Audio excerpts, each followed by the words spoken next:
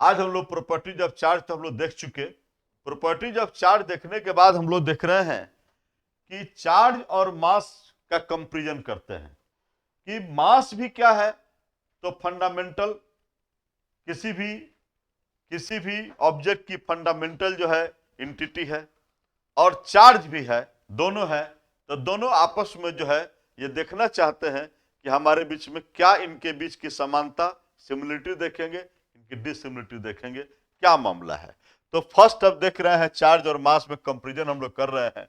तो चार्ज की हालात है, वो प्लस भी हो सकता है, माइनस भी हो सकता है और जीरो भी हो सकता है, लेकिन मास हमेशा पॉजिटिव ही होता है। ये पॉजिटिव ही पाया जाता है, इसका हम लोग माइनस नहीं देखे हैं, जीरो नहीं देखे हैं। किसी का भी मास प्लस में ही मिलता है, माइनस में नहीं, जीरो में नहीं। ये एक खूबी है दोनों के बीच में।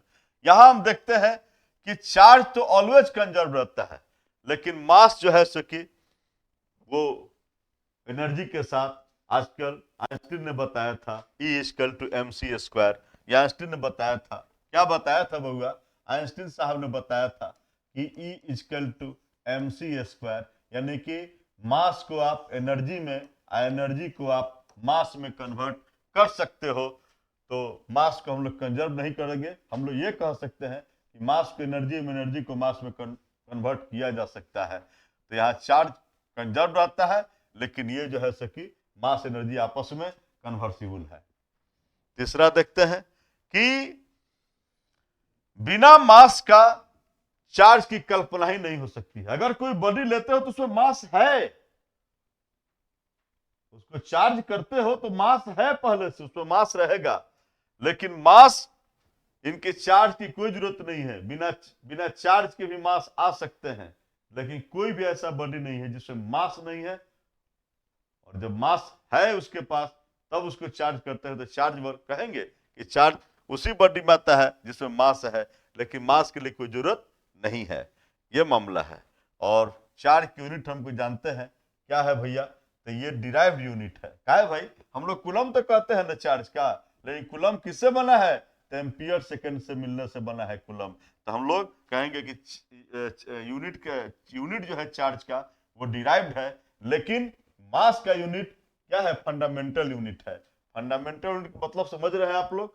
फंडामेंटल कितने तरह से पढ़े थे हम लोग? मास का पढ़े थे, लेंथ का पढ़े थे, टाइम का पढ़े, सब पढ़े थे ना। तो ऐसे ही हम लोग फंडामेंटल उसका है, और इसका फंडामेंटल नहीं, डिराइव्ड है। और चार्ज को हम लोग क्वांटाइज कर देते हैं, Q प्लस माइनस एनी, हम लोग पढ़ चुके हैं।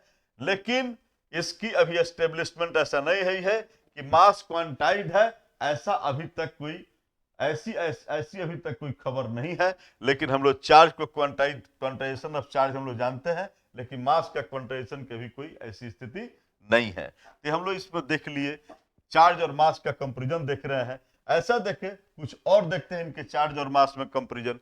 एक बात और देखते हैं कि चार्ज जो है, ये बॉडी जो है किस वेलोसिटी से चल रहा है। बॉडी का वेलोसिटी क्या है उस पर साफ निर्भर नहीं करता है चार्ज, लेकिन मास तो निर्भर करता है। और ये हम फॉर्मूला भी एक दिए हुए हैं आपको कि मास जो है, वेलोसिटी बढ़ेगा तो मास, बॉडी का मास क्या होता है? बढ़ जाता है। यह हमको एक फॉर्मूला हमको डिराइव करके दिया गया है। इसमें सब हम लोग देख रहे हैं कि यहाँ पर कौन कौन क्या है। तो एम तो है मास ऑफ बॉडी है, और ये एम नॉट क्या है? उसका रेस्ट मास है। और भी क्या है? बॉडी का वेलोसिटी है। सी क्या है? वेलोसिटी ऑफ लाइट है। तो ये हमको एक खबर मिली है कि ये वेलोसिटी पर निर्भर नहीं करते हैं, डिपेंड नहीं करते हैं, लेकिन मास जो है बॉडी की वेलोसिटी पर डिपेंड करता है।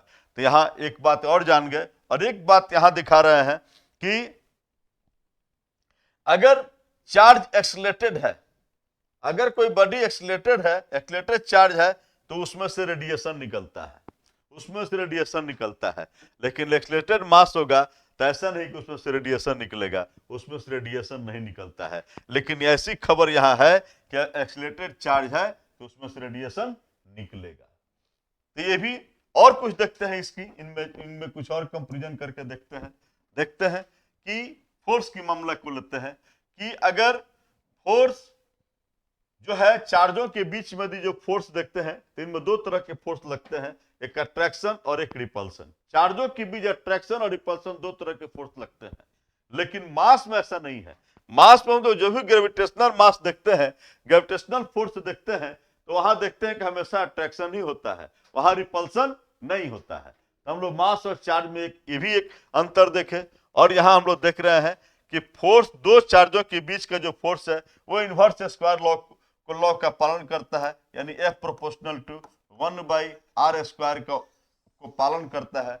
और ये घटना यहाँ भी ग्रेविटेशनल फोर्स में भी है, ये भी इनवर्स स्क्वायर लॉ का क्या करता है, ये भी उसका जो है कि पालन करता है। तो दोनों में ये चार्ज वाला है फोर्स, अच्छा है जो है ग्रेविटेशनल फोर्स है, दोनों ये इनवर्स स्क्वायर लॉ का पालन करते हैं, ये दोनों उस पर आधारित है। ठीक है ना, तो ये भी हम लोग देख लिए। अब हम लोग चलेंगे स्काई की कहानी देखते हैं।